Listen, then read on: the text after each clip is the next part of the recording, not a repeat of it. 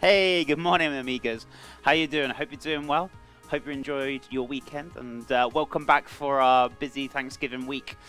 Today, we were supposed to be co-streaming with Rasta, but he got a little bit busy. So did I. Because I got to go to the school thing that was cancelled last week. I got to do it today. So kind of good. It kind of got finished, but we're still going to do the same dish, which we were going to do. So we're going to do hash browns, fried chicken, and a little bit of stuffing as well, some homemade stuffing, so I'll show you how to do that. And I'll knock up a little bit of homemade gravy as well. I'm going to make a nice chicken stock for the gravy, so I'm going to show you how to do that. So looking forward to chicken stock. So if we need to get that on first thing, so let me whack the oven on. So while that's roasting down, what we can do is still prepare the chicken and the marinade for it. So I'm going to get this into a tray. We're going to roast that off really nicely. So we're going to roast these off. Make a nice little cheeky chicken stock. I'm just going to take off the excess fat because I don't want it like super fatty stock. I suppose we want a little bit of fat in the gravy, I guess, but let me just take off that excess and I'm going to get rid of it. So let me leave this bag here a second. So let me move this. Let me move the yogurt out the way as well. So watch what you're touching as well after you've been touching chicken, so just be careful. So let me grab a little knife just to take off that little bit of excess fat. So I'm going to show you now what to do. Okay, so what we're going to do is just take the tail end off as well. So that's just going to come off, so all that fat there, we'll just take it off. As I said, I don't want this to be like super lean chicken stock, but I just want to take off majority of that fat, which is on the back end and the tail end there from the chicken bones. So we're going to super roast these off until they're nice and dark and golden, and then what we're going to do is pretty much pop them into the pan. We're going to add some carrots, a little bit of onion. Got some thyme and some garlic, something as simple as that for our mirepoix. Right, so in the oven. So roughly about half an hour, 40 minutes. So we're good to go. I'm just going to give this a wipe down. What you want to do, keep your hand nice and flat. Using your knife, just slice it so you can start opening it up. So you're going to end up with two nice little chicken steaks. So there you go, very nice. Good to go. Just cut it straight in half. Perfect. So we've got two nice little chicken steaks right there, which I'm going to drop into the bowl. We're good to go, and that's it. It's as simple as that. Nothing too complicated. If you want to make a few more, if you're cooking for about 4 or 6 people, you know, grab another couple of chicken breasts if you wanted to. So let's add about a tablespoon. Well, it's a little bit more than a tablespoon. I'd say about roughly 2 tablespoons of yogurt. A little dash of milk. So you're basically just thinning down the yogurt, right? And if you want to use a whisk, you can use a whisk. So I'm just going to use a spoon for the time being. It will just incorporate nicely. So all we're doing is just pretty much mixing it up, thinning the yogurt down pretty much, so it's a nice like kind of thick consistency. Okay, so that's the kind of consistency we're looking for right there. It's not too thick, it's not too runny, so it's just pretty much like coating the back of the spoon. Does that make sense? So when it coats out the back of the spoon, it will hold on to the back of the spoon. So that's the kind of consistency we're looking for. So I'm going to pour that straight into there. Yeah, it looks like buttermilk. Exactly. So this is like a kind of a quick buttermilk. If you haven't got buttermilk at home, just a bit of yogurt and milk. Easy to do. And it acts exactly the same. Right, so nutmeg. I'm talking about that much. Just like a smallest pinch ever. So very, very small amount in there. So we're going to start with basil. So I'm going to go for half a teaspoon of dry basil. Perfect. I'm not doing too much. I won't go too spicy with it. Half a teaspoon of oregano.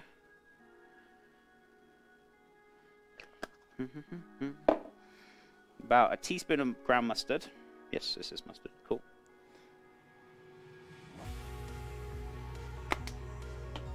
Half a teaspoon of ground ginger.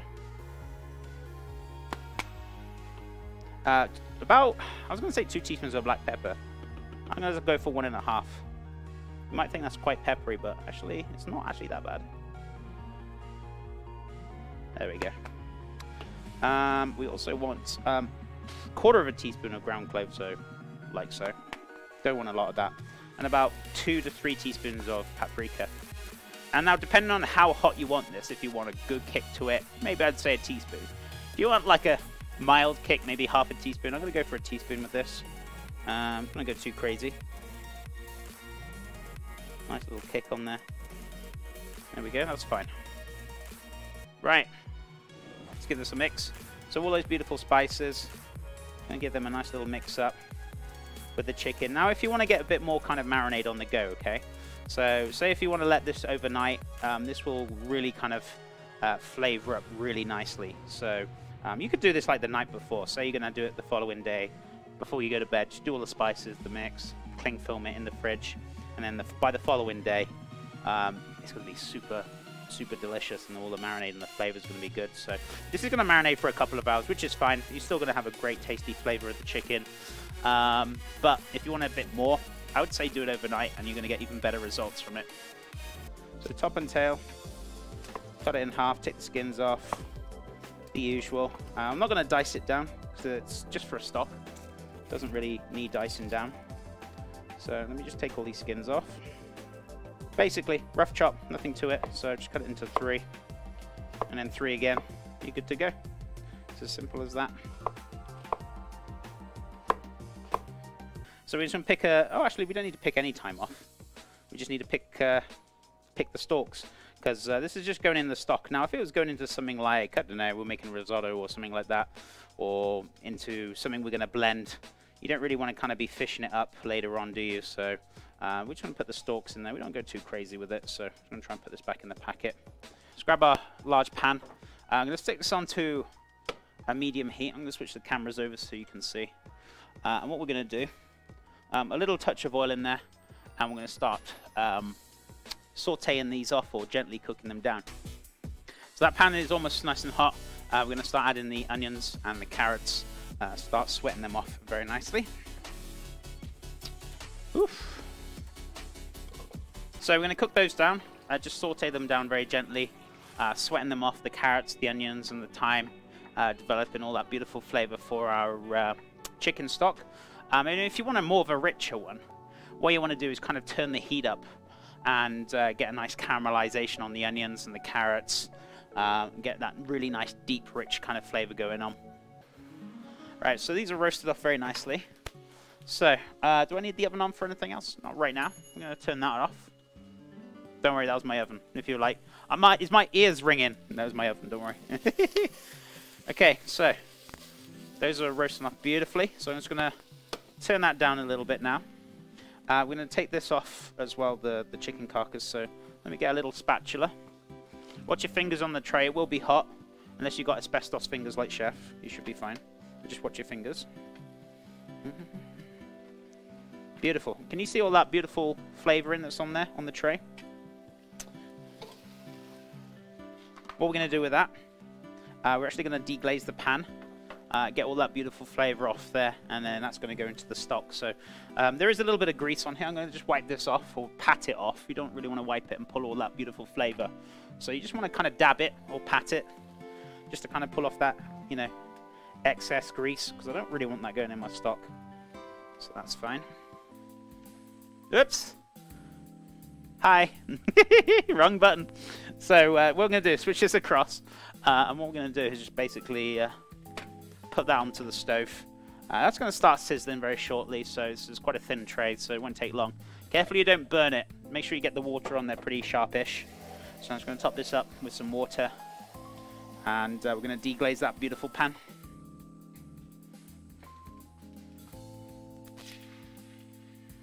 There we go, that's fine. Beautiful. So, leaving that on the stove there. What we're going to do, just grab a little wooden spoon, and we're going to start pulling that off from the bottom of the tray. Just going to start kind of pretty much pulling up all those beautiful flavors on there. Start pulling up all those juices.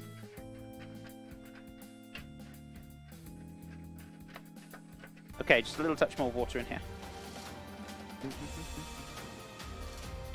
But if you have been doing it for years, that's absolutely fine. A lot of people know how to do this, but you know, some people don't. That's what we're here for. Help and teach people how to cook, right? And also sometimes Chef clowns around now and again. Especially when it comes to peas. Kappa. Right, so it's all that beautiful flavor in there, all that little bits of chicken as well that's on there. So I've always, near enough got fresh chicken stock in the freezer. And yeah, you might think, well, Chef, it's frozen.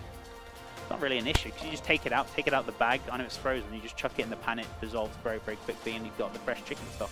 Good to go. I've actually got a slice or two of sourdough that we can use, which is fine. So we'll use that. I'm going to say we're not going to make like so much. 2 slices is just going to be plenty enough. To be honest with you, you can even use the crust as well. So let's unlock this. So I'm just going to break this up. We're going to blend this up first for the breadcrumbs. What we're going to do is just blend this up.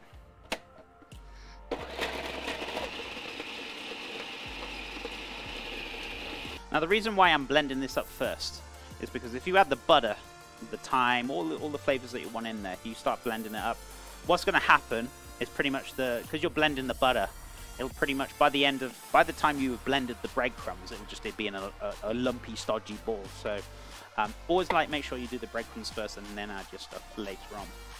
So what we're going to do is just pretty much just dice it up, just give it a chance to blend up nicely. So by just chopping it up, it's it's going to make things a lot easier. If you just chuck in the lump, it's not going to incorporate very well. So just going to dice this up into nice little cubes, and we're just going to chuck that in.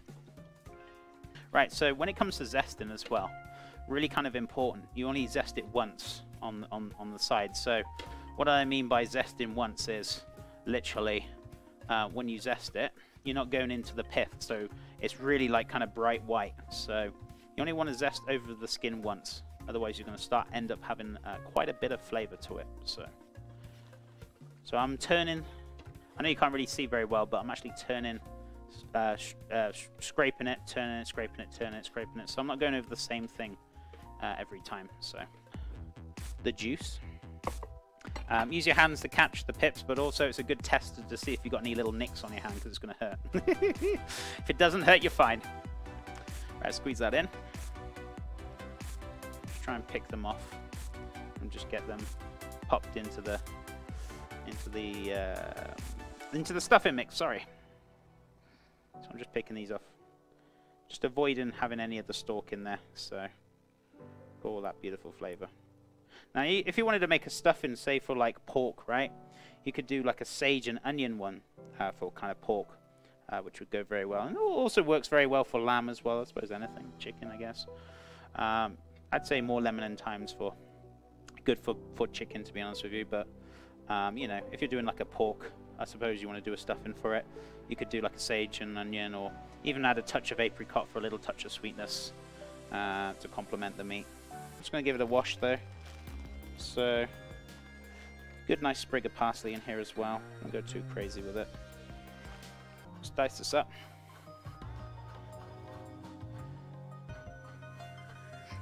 Pop this on. Let's give this a nice little blend. So,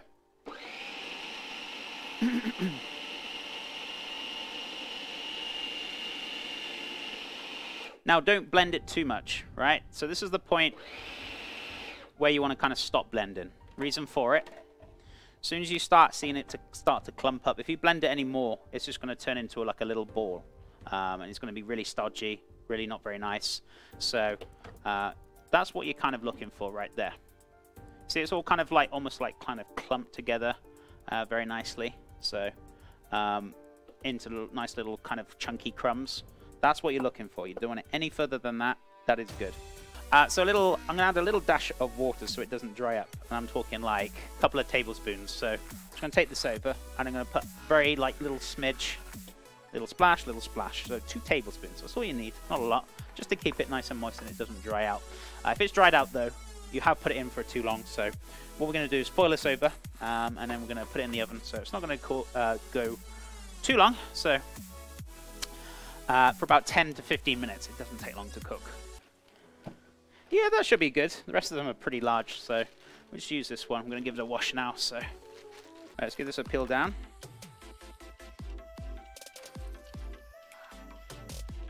So let's give this a little cheeky little grate for our hash browns.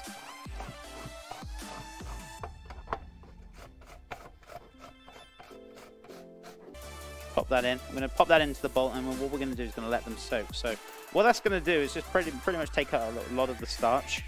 And then when we cook it, it won't be too stodgy, and it will kind of stick together nicely. It'll be a better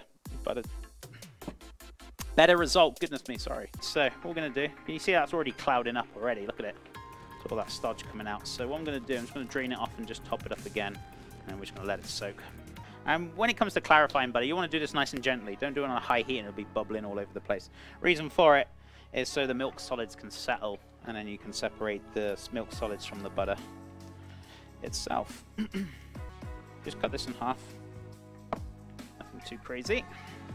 And what we're going to do is just drop this in and just let it melt on a low heat. You don't need to put it on a high, as I said before. If you put it on a high, it'll just kind of bubble, and it'll mix up the milk solids, which you don't want to do. So you want to do this really nice and gently. So if you're going to do it in your microwave at home, just be careful you don't over melt it.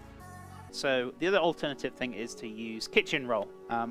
The only problem with kitchen roll, it will eventually just break. So you just have to kind of get some fresh every cup now and again. So I'm just going to give this a nice little squeeze, pop it into another bowl, and then we're going to add paprika.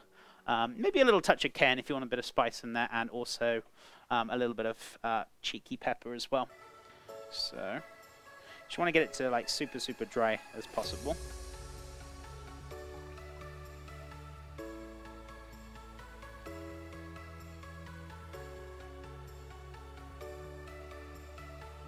There we go. Beautiful. So straight in.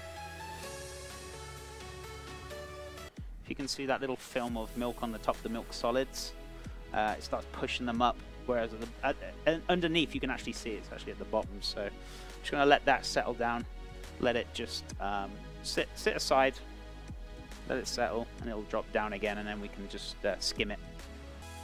A little bit of black pepper, about half a teaspoon, and then we're going to go for about, I feel like 2 teaspoons is pretty good. 2 teaspoons of paprika, ready to rock and roll. A little pinch. I'm going for 2 pinches, that's fine. Give this a nice little mix.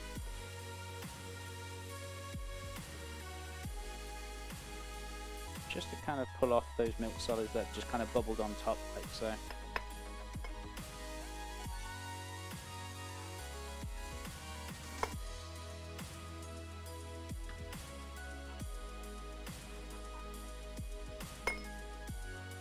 What I'm going to do is just pour the rest of this very gently into another bowl. So we've got some really nice clarified butter then. So I'm just tipping it very carefully so we don't get any milk solids.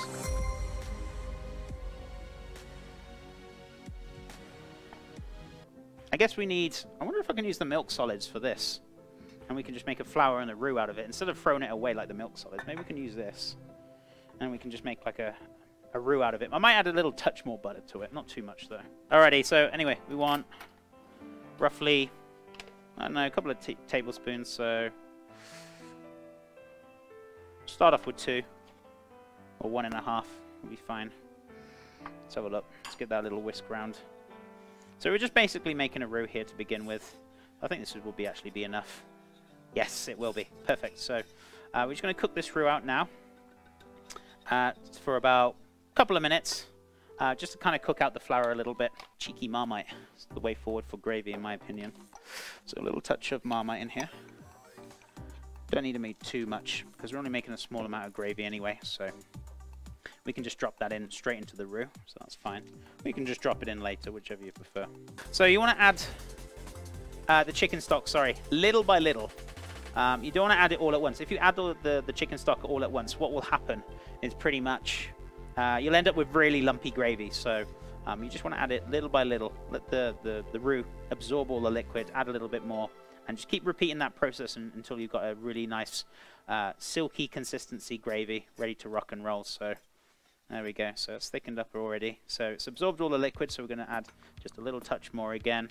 And just keep repeating that process until you've got the right consistency for your gravy. Got the back on right? The right one? Yes. Okay. So we're going to do the hash browns next. So I'm not going to go too crazy with it.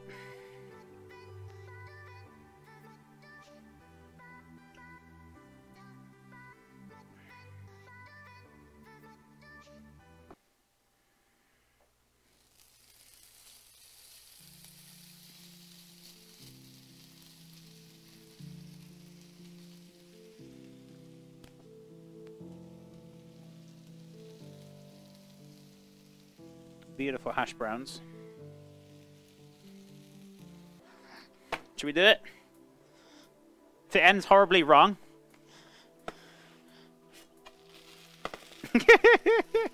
Almost horribly wrong. Oh. We're okay. Lay this out really nicely. There's your little cheeky hash brown ready to rock and roll. You can fold it, you can turn it, you can do whatever you fancy with it. So, you know, it's up to you what you want to do with this, but look at that. Beautiful hash brown, good to go, pretty much. So it's on a medium heat, ready to rock and roll. Roughly equal quantities, so I'm going to go for about... I'm not going to make too much because we're only coating it a few times, so I'd say roughly about 100 grams or so of each. Yeah, that's fine. Beautiful. Right, so a couple of tablespoons of this. Should be roughly about 100 grams. It doesn't have to be so accurate. If you really want to be persistent on it, just weigh it. But I'm just going with the flow. So there we go. That should be plenty. So I'm going to mix those two together. Right.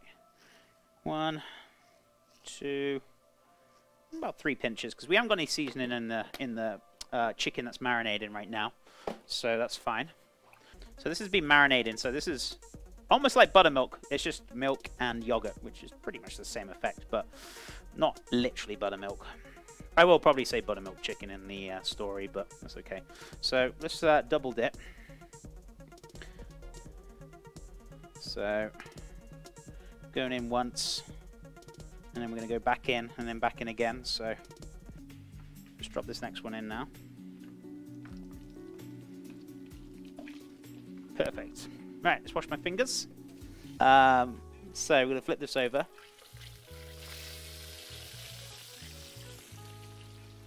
There we go. Look at that. Look at that delicious looking crispy chicken. Is that what you're after, right? And that beautiful chicken on top. So it's ready to go. And then just the nappe of a little bit of gravy as well.